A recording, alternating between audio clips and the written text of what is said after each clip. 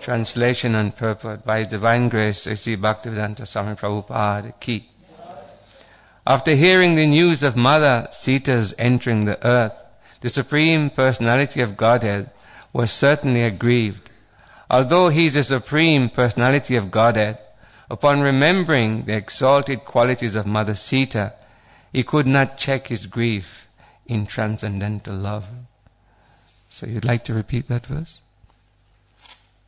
Although hearing the news of Mother Sita entering the earth, the Supreme Personality of Godhead was certainly aggrieved. Although He is the Supreme Personality of Godhead, upon remembering the exalted qualities of Mother Sita, He could not check His grief in transcendental love. Purport. Lord Ram's grief at the news of Sita Devi's entering the earth is not to be considered material. In the spiritual world also, there are feelings of separation, but such feelings are considered spiritual bliss. Grief in separation exists even in the absolute, but such feelings of separation in the spiritual world are transcendentally blissful. Such feelings are a sign of tasya prem, vasyatva swabhav. Being under the influence of Hladini Shakti and being controlled by love. In this matter, so in this material world, such feelings of separation are only a perverted reflection. Om Jnana Timirandasya Jnananjana Shalakaya Chakshur Militam Yena Tasmai Sri Gurave Namaha Sri Chaitanya Manobhistam Stapitam Yena Bhutale Swayam Rupa Kadamayam Dadati Swapadantikam Vandeham Sri Guru Sri Yuta Parakamalam Sri Gurun Vaisnavamsra Sri Rupam Sagrajatam Sahagana Raghunatam Vitam Tam Sajivam Sadvaitam Sarvadutam Parijana Sahitam Krishna Chaitanya Devam Sri Radha Krishna Padan Sahagana Dalita Sri Vishakanvitamsja.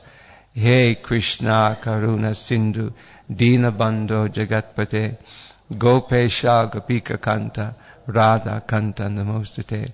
He Tapta Kanchana Gaurange Radhe Vrindavanishware Vrishabhanu Sute Devi Panamami Hari Piye Vanchakalpatarubhyascha Kripa Sindhu Bahevacha Patita Nam Pavanebhyo Vaishnavebhyo Namo Namaha. Jaya Shri Krishna Chaitanya Prabhu Nityananda Shri Advaita Gadadha Sri Vasari Gauda Bhaktarinda. Hare Krishna Krishna Krishna Hare Hare Hare Ram Ram Ram Hare Hare. So, thank you so much for inviting me to speak some things on Srimad Bhagavatam. Wonderful, beautiful Srimad Bhagavatam, transcendental Srimad Bhagavatam. And little misunderstanding occurred, and I thought I was going to be speaking on another verse. So this is like immediate preparation for this verse. But Srimad Bhagavatam and Bhagavad Gita, whatever shlok, whatever chapter, it is always transcendentally sweet and transcendentally pure. So much has been said about, the pastimes of Lord Ram. And Lord Ram is generally referred to as Maryada Purushottam. This Maryada Purushottam, my understanding of Maryada Purushottam, is that he is the ideal representation of every human quality, but the ideal of every human quality, perfection of human behavior. If you look at Lord Ram, what you would see, and I'm sure we know, he was the ideal child, the ideal son. He was the ideal brother. He was the ideal friend to all those who were his friends. He was the ideal relation and relative to all those who were family members. And when he became king, he was the ideal king.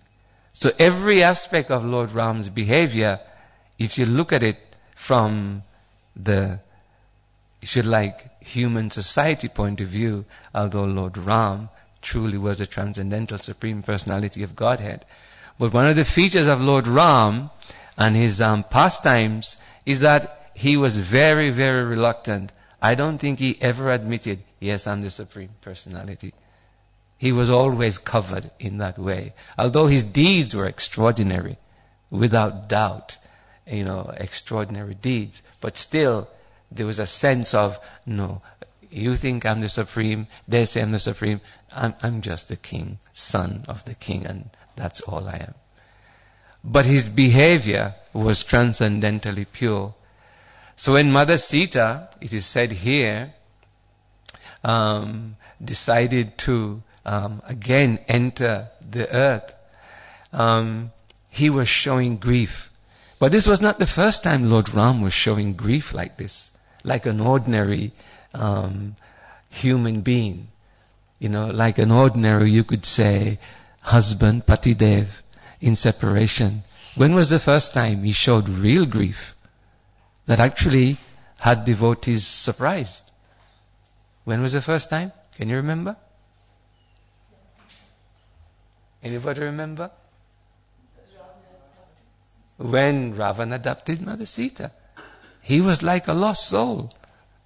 He was going around like that. And there's one famous story about when Mother Parvati, she saw this behavior, and she was with Lord Shiva. And she saw this behavior. And she was a little, what can I say, uncertain. Because these personalities are themselves transcendental personalities. So you have to be careful what words you use. She was a little uncertain about the Lord's identity. So when she saw him grieving like this, calling, Sita, Sita, where are you? I can't live without you. She was thinking, this is the Supreme Person behaving like this? No. So she had this doubt, and she approached Lord Shiva. And Lord Shiva said, just leave it alone. Don't test it. He is the Supreme. And actually, she used her influence, her powers, and actually she, if you like, appeared as Mother Sita. But the Lord straight away could understand. And then she realized, no, he's seen through my disguise. She then became embarrassed in that way. And it created a little difficulty between her and Lord Shiva, because Lord Shiva, he knows he's a Supreme Personality, so why test him? Why test the Supreme? Just simply surrender and accept. So although the Lord is showing this behavior of, separation, it must be understood that actually this behavior is simply the Lord's Leela, the Lord's pastime, but for a good reason.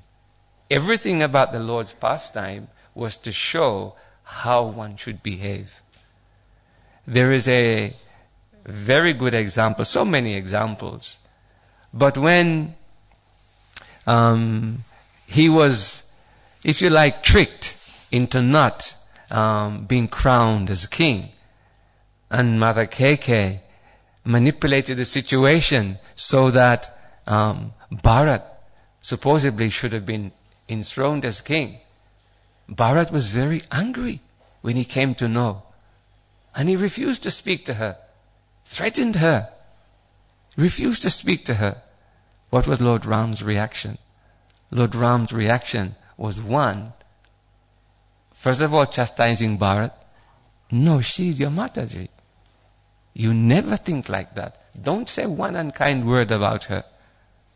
For whatever happens, she may do some misdeed, but her position for you is mother. And that must always be respected. That must always be the first consideration. So the Lord's behavior was always ideal in every single way, although appearing sometimes, as mundane human behavior. But this feeling of separation, it is said here, is a sign of tasya prem, vatyava swabhav, being under the influence of Hladini Shakti and being controlled by love. In the material world, such feelings of separation are only a perverted reflection. But in the spiritual world, this is something very sublime. And who came to show us this feeling of separation in the most exalted way? Sri Chaitanya Mahaprabhu. He showed that this feeling of separation, desiring to be with the Lord, thinking of the Lord, constantly wanting to be with the Lord, is a very wonderful transcendental position to be in. Along with Chaitanya Mahaprabhu, some other wonderful devotees exhibited this feeling of separation from the Lord. One person in particular, if I mention Vrindavan, you'll know who I mean. These group of devotees, headed by Srimati Radharani, were always fixed in this mood of separation. So what does separation do, this mood of separation? It intensifies the love. I want to be with that person. I'm thinking about that person in that way. That wonderful verse in Bhagavad Gita, Janma karma chame divyam, evam yo veti tatvataha, tyaktva deham puna janma, neti mam eti sarjuna. Whoever knows the nature of the Lord's appearance and activities, by just knowing and being attached and being comfortable with that, that's a guarantee for us to go back home. So when we're thinking of the Lord in separation, it is to be understood we are intimately. Our love is increasing. Our devotion is increasing. Our sense of, being and thinking and being absorbed in the Lord is increasing in every way. So this is a very short purport. So what I will do, I'll read a few more verses and then we'll just build it up a little bit. So I'll just read the translation. The attraction between man and woman, or male and female, always exists everywhere, making everyone always fearful. Such feelings are present even among the controllers like Brahma and Lord Shiva, and is a cause of fear for them. What to speak of others who are attached to the household life in this material world? Purport. As explained above, when the feelings of love and transcendental bliss from the spiritual world are pervertedly reflected in this material world, they are certainly the cause of bondage. As long as man feels attracted to woman in the material world, and women feel attracted to man, the bondage of repeated birth and death will continue. But the spiritual world, where there is no fear of birth and death, such feeling of separation are the cause of transcendental bliss. In the absolute reality, there are varieties of feelings, but all of them are on the same quality of transcendental bliss. Elsewhere in Srimad Bhagavatam, Srila Prabhupada explains that in the spiritual world, yes, there are relationships. Certainly, we have spouses. But the difference is, in the spiritual world, that relationship is that he makes it very clear. Spouses are there. You have your partners, your wives, call it that. But he says the key thing about that relationship, there is no sex life. One may argue, how is this? It certainly is the bond between Patidevs and Dharmapatnis in this material world. The key factor is this attraction. But there in the spiritual world, actually, the pleasure of serving Krishna, it is so high, it is so satisfying that nothing else is required. There is no material desire because we are not in the material atmosphere. So therefore, that which we're getting gratification from in the material atmosphere is absent. But there's no vacuum. It's not that there's a vacuum. It's that sweetness is there all the time in serving the Lord. And sometimes we get, a little realization of this. I always think about one of the best realizations we have of this wonderful transcendental feeling is like we're just doing arti.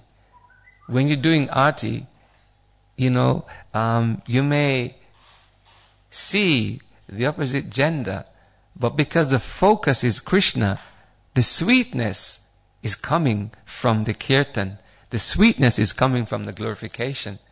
And then when you intensify that, it's nice devotees, number of devotees here. In a big festival, there'll be more devotees. And therefore, that kirtan becomes sweeter. Then take that kirtan to Rath Yatra, when there's hundreds and thousands of devotees. The sweetness that we experience within that Rath Yatra, within the chanting of the Maha Mantra, within the glorification of the Lord, it is so absorbing. Actually, you don't want any other pleasure. I have this realization. I used to go some time ago on a regular basis to Harinam at Soho temple. And on one of those occasions, the Lord gave me a very nice realization, because the Harinam route, depending the long or the short route, it passed some very prestigious shops.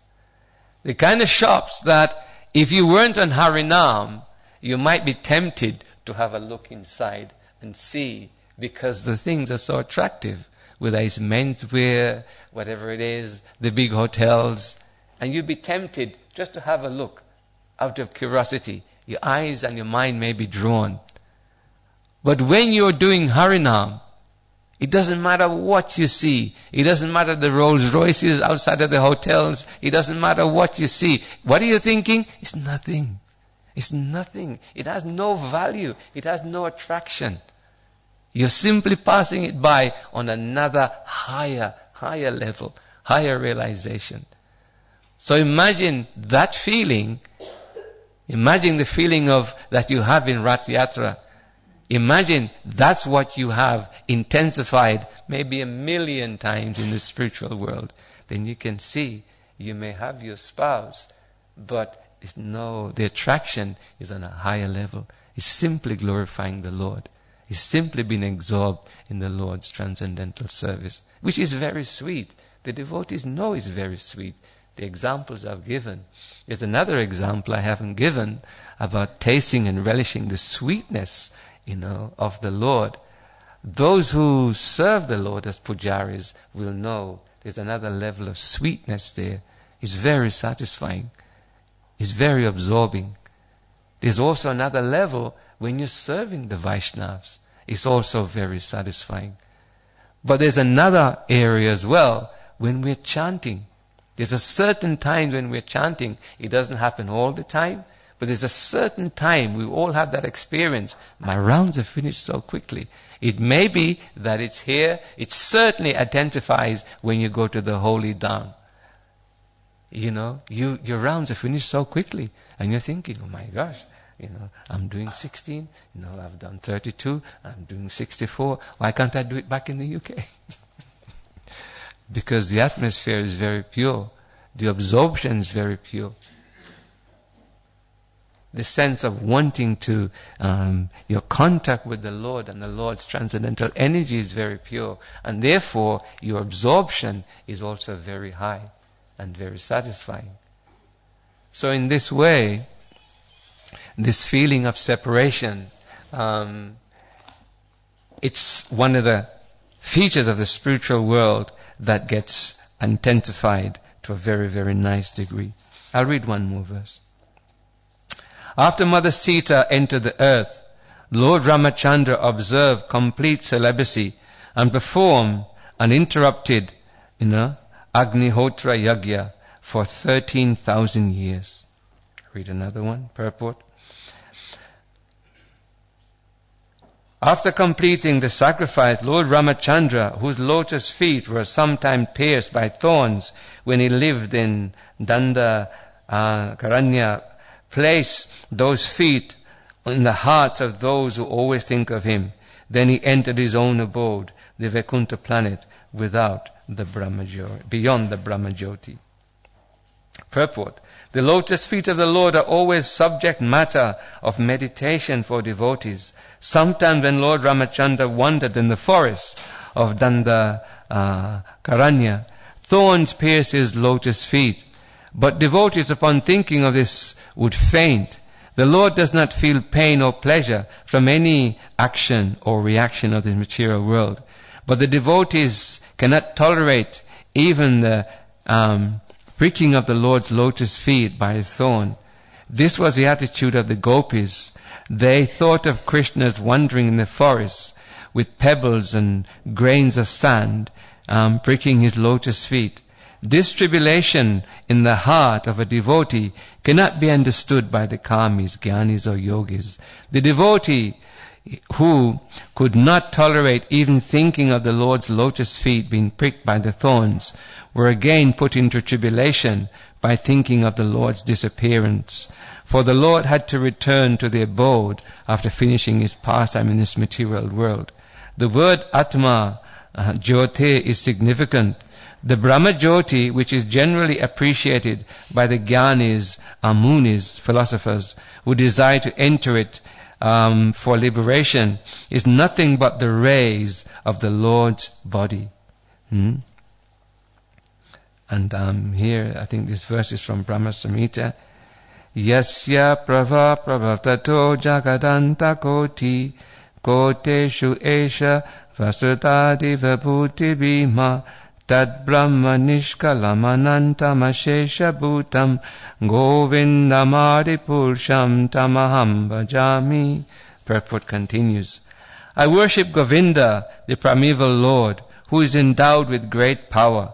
The glowing effulgence of his transcendental form is the impersonal Brahman, which is the absolute complete and unlimited, and which displays the varieties of countless planets, which, with their different opulences, in millions and millions of universes. The Brahmajyoti is the beginning of the spiritual world, and beyond the Brahmajyoti are the Vaikuntha planets. In other words, the Brahmajyoti stays outside the Vaikuntha planet, just as the sunshine stays outside the sun. To enter the sun planet, one must go through the sunshine. Similarly, when the Lord or his devotees enter the Vaikuntha planets, they go through the Brahmajyoti. The Jnanis and Munis, philosophers, because of their impersonal conception of the Lord, cannot enter the Vaikuntha planets, but also cannot stay eternally in the Brahmajyoti. Thus, after some time, they fall again to this material world. Arudya krachrena param padam tata patanti adho antarada yasmad anugraha. In Srimad Bhagavatam 10.232. The Vaikuntha planets are covered by the Brahmajyoti, and therefore one cannot properly understand what those Vaikuntha planets are unless he is a pure devotee. Srila Prabhupada is so merciful.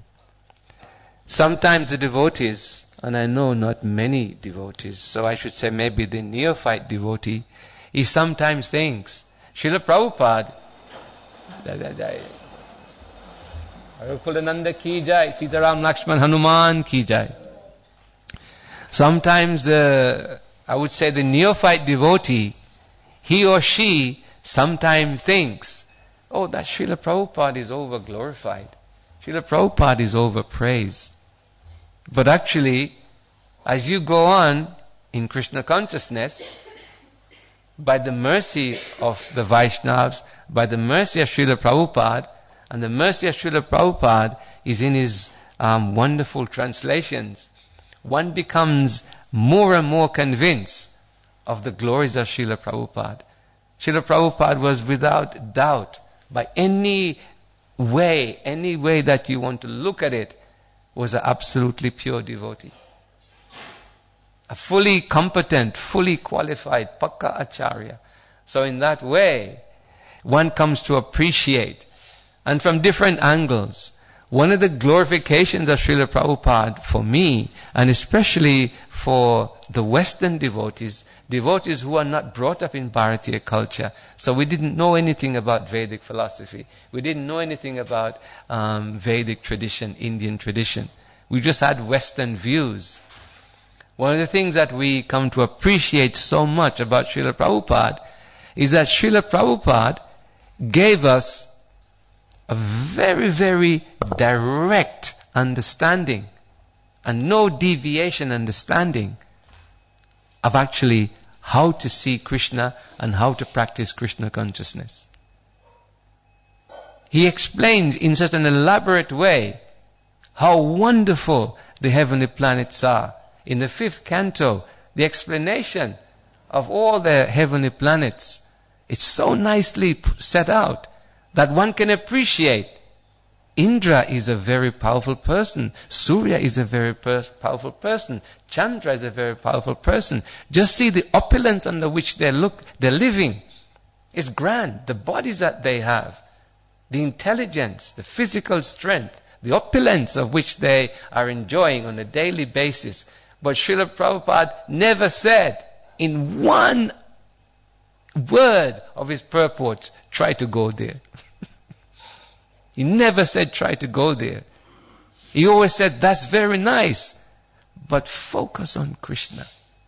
You try to become Krishna's pure devotee and go to Krishna.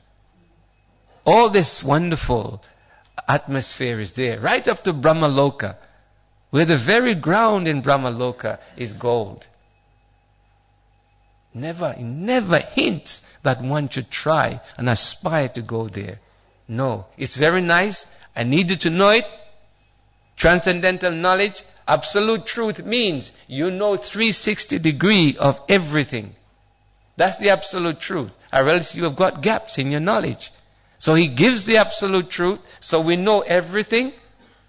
But his goal, his direction is always, you go home.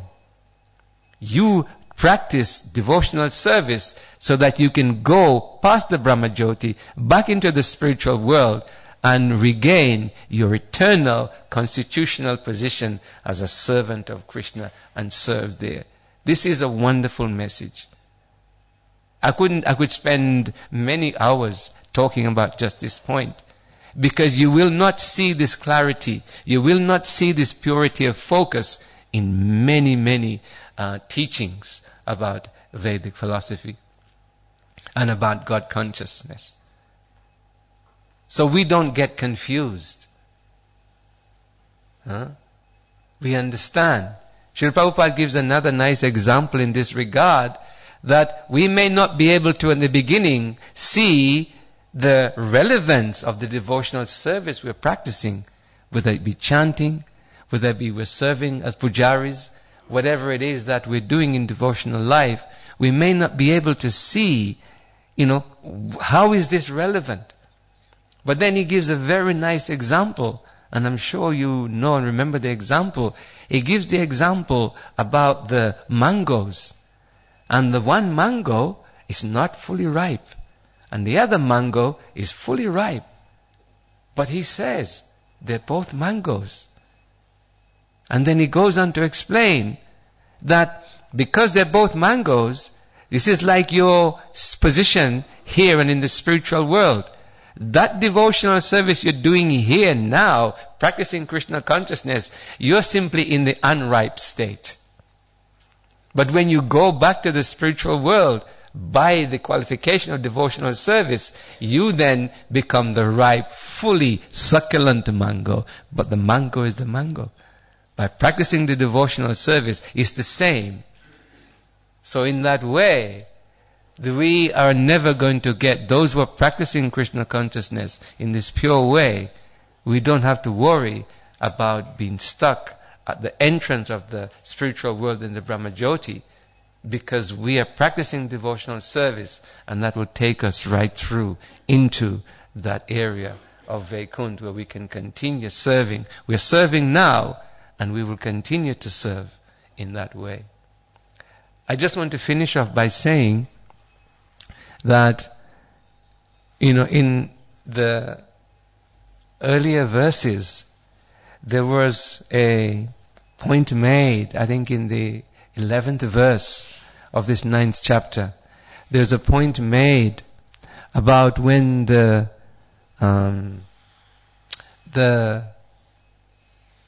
Maharaj Saga's sons, they went, and I'm sure that class was nicely given by some devotee. When they went to Indra was, didn't want the yajna to be completed. So they went in search of the horse that Indra stole. And when they came upon Kapila Muni, the 60,000 sons of Maharaj, Saga, they, without any discretion, without any respect, without any humility, they, you could say, attacked. And the outcome was devastating for them. The outcome was that they were burnt to ashes. All 60,000 of them. That's not the point I want to make. The point I want to make, and in every class I want to try to say this point, and I'm saying it to myself, and I'm saying it to all the Vaishnavas who, I have your darshan for a class. Pride was one of the big qualities that was a downfall for those sons of Maharaj Saga. By pride, they were losing and they lost their intelligence. Where there's no pride, it means also there's no humility. It's the connection I want us to make. Where there's pride, ego is there, lack of humility. These are the irreligious qualities. And if these irreligious qualities are there, when we're engaged in devotional service, you'll always see a correlation between these irreligious qualities in devotional service and loss. That's the point I want to make. If we don't want to lose our position, if we don't want to fall back, if we don't want to fail in spiritual life, we have to see that these qualities, humility, tolerance, patience, love, gentleness, these qualities must be gained. They must be practiced. No option. And anyone who fails to do that, you're running a terrible risk. Because loss, disappointment, failure is waiting. So in this way, I just want to encourage the devotees. This devotional service is very wonderful. And Lord Ramachandra is one of the most wonderful personalities, in his everything about him. There's nothing about Lord Ram that isn't glorifiable. There's nothing about Lord Ram that isn't sweet. So this behavior of Lord Ram in, crying in the separation of Mother Sita should be seen in perspective of just a wonderful kind of Leela. Is playing out, perfectly playing out the role of a Patidev, a husband in separation. But we should know that this is a transcendental activity that's taking place. So I'll stop here, and if there are any questions, I'll take them. If not, thank you so much for listening and giving me this opportunity to speak this morning on Srimad Bhagavatam. So Srila Prabhupada ki. But if there are any questions, I'll take those.